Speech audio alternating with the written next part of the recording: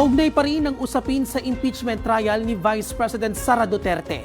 May kanya-kanyang opinyon ang ating mga kababayan sa mga napag-uusapan sa paglilitis, gaya na lamang ng kahalagahan nito sa kanilang pang-araw-araw na pamumuhay. Alamin natin yan sa report ni Julian Bunaga. Malimit marinig sa impeachment trial ni Vice President Sara Duterte ang linyang ebidensya ang magsasalita. Pero sa kabila nito, may kani-kanyang pananaw pa rin ang mga Pilipino. Para kay Liza, mahalaga pa rin ang matibay na ebidensya bago maglabas ng desisyon ng impeachment court. Naman po natin sigurado kung totoo o hindi. Kasi wala naman tayong ebidensya pa na nakikita o kailangan talaga ng proof of evidence para sa matulan ng guilty. So kailangan may lalabas muna yung ebidensya. Kasi judge muna before taong bayan. Sa usapin naman kung nakaaapekto ang opinyon ng publiko, naniniwala siya na nasa mga senator judge pa rin ang huling pasya. Kasi gustuhin man ng taong bayan na i-impeach si Sara, kung sa loob naman ng desisyon ng korte, hindi naman base doon sa nila. Kasi siyempre kailangan talaga ng proof of evidence para ma-impeach ka, para at magkaroon ng guilty. Kahit na anong opinion ng maliliit na tao dyan, baliwala pa rin kasi sila pa rin mag-decision dyan. Para naman kay Eduardo, mahalagang matapos ang impeachment trial upang lumabas ang katotohanan. Kasi siyempre, ang pera ng kaban ng bayan nawawala nawala na yun sa flood control. So ngayon naman sa VP Sara.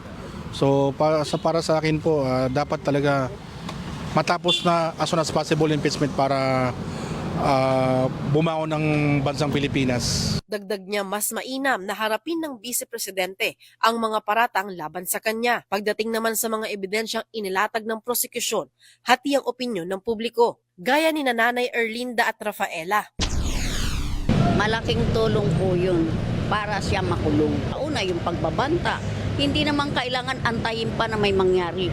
Ang pagbabanta kasi, mangyayari yun kapag nagkaroon ng pagkakataon. Hindi lang si Bongbong ang pinagbantaan niya, pamilya, paulit-ulit sila magkakapatid. Hindi pa. Kasi ganito, yung pagsasalita kasi nila, na yung sinabing papatayin kita, kung ipapatay ako. Oh, ganun lang yun. Hindi pa tapos yung nila, paglalaban. Kasi wala pa naman pinatay eh. Unang tinalakay ng prosecution sa 4 na articles of impeachment ang grave threat o ang pagbabanta ng bise sa matataas na opisyal ng bansa.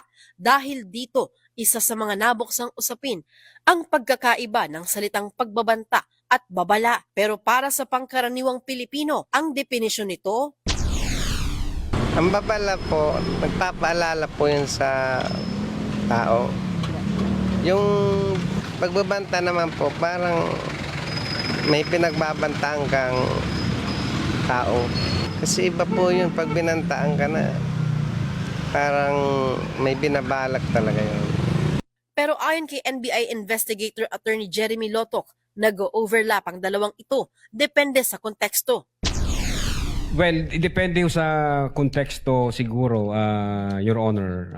May warning din po kasi na I warned you.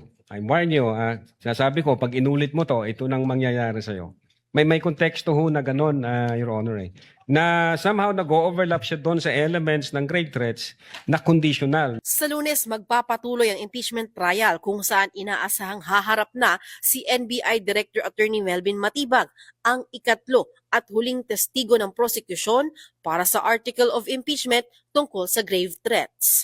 Para sa totoong balita sa Bagong Pilipinas, Julian Bunag, Congress News. Ako po si Bien Manalo. Para maging updated, manatiling nakatutok sa Congress TV, Congress TV Digital at sa iba pa naming social media pages.